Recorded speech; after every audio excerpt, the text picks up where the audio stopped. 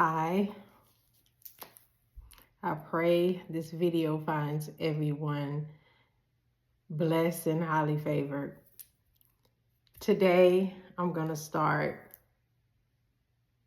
a number of videos of explaining who I am, my past, and where I'm going.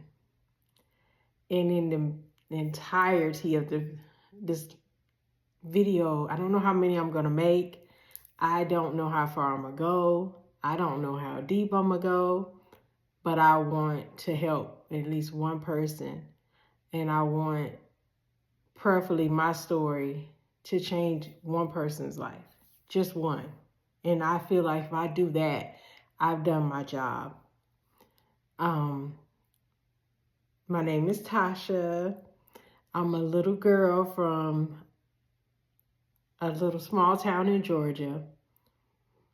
I was raised by my grandmother and my mom and the man who chose me to be his daughter. But I'm going to start off by saying that I was conceived. My mom was in prison when she conceived me, had been there for a few years, and I came home to a mom that had been incarcerated and dealing with her own stuff, learning how to cope with being newly free and newly mom to a little girl. And she still was working on herself. And in that, she was an alcoholic. My grandmother was my safe place, but she was dealing with her own health issues. She was ending, at the end of this thing called life. But I enjoyed her. I was blessed to have her for 11 years of my life. And I wouldn't be who I am today if it would not have been for her. Because she introduced me to a man, and his name is Jesus. And I held on to that through the years. I got to know him for myself and not go off of what she taught me, but to have a personal relationship. Unfortunately, it was a lot of generational curses around me, a lot of hurt, pain, and unfortunately, not a lot of growth, a lot of people being stuck. And I'm not here to tell no one else's story. I'm here to only tell mine from my perspective, and to prayerfully help somebody, because this road has not been easy. This journey has not been easy, but it has been blessed. It has been filled with highs, lows, peaks, valleys, but I'm grateful to God for each one. If I did not say that it was a lot of things that in between, that if it was some wholeness and some people working on themselves, that maybe I wouldn't have had to endure some of the things that I did at a young age. Unfortunately, I was hurt as a young girl, 7 years old, touched by a male that was in my mother's life. And that shaped me as well, because that turns on something inside of you that makes you think it was your fault and something you did wrong. And that makes you either Some people, it makes them hypersexual, and some people, it makes them, I don't want it at all. I'm one of the latter. I don't want it at all. And sex is still an uncomfortable subject for me. But I thank God. And I was exposed to a lot of things because the adults around me failed me.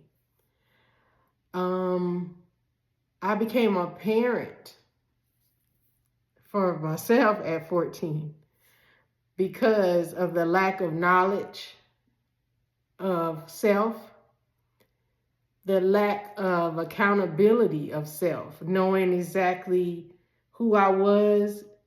I unfortunately put myself in a situation that led me to be what they now call it date raped, because I don't remember the encounter at all.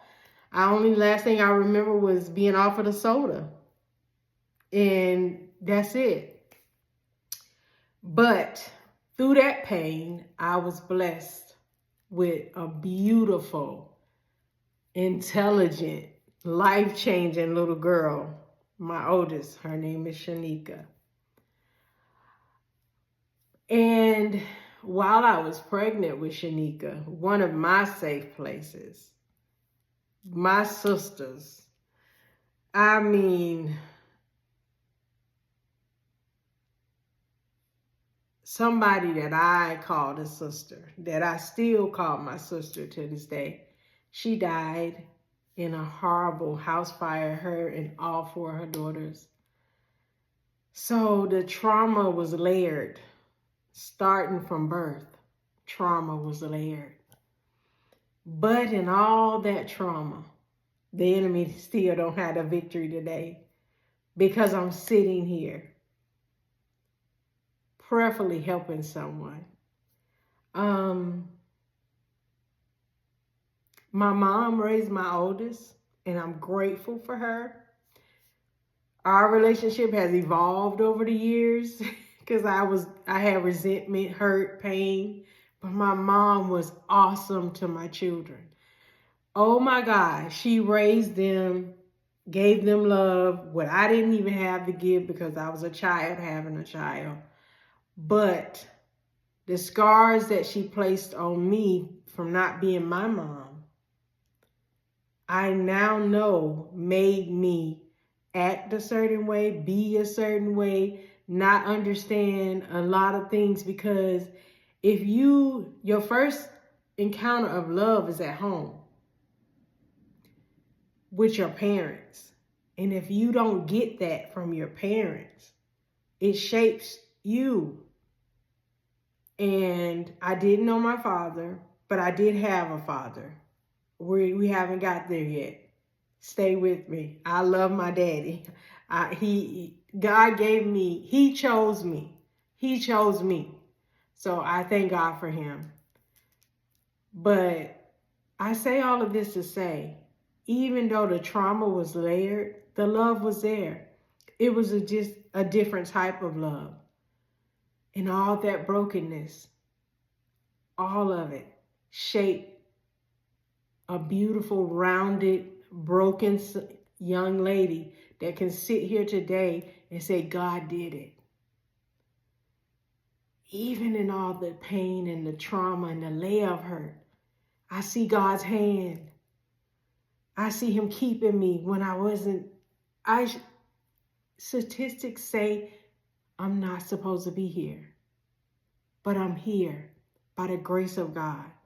The love that was given to me, even if it was skewed and it was sometimes hard and it was sometimes didn't feel the way I wanted it to feel, it was that love that kept me. Even though my family was dysfunctional, it was my family.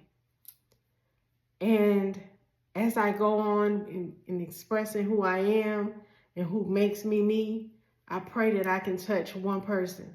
I pray that I can help one person, because I know some young ladies out there that need help, that need to know that they're not alone, that there's stuff that they're going through, that they're not the only one.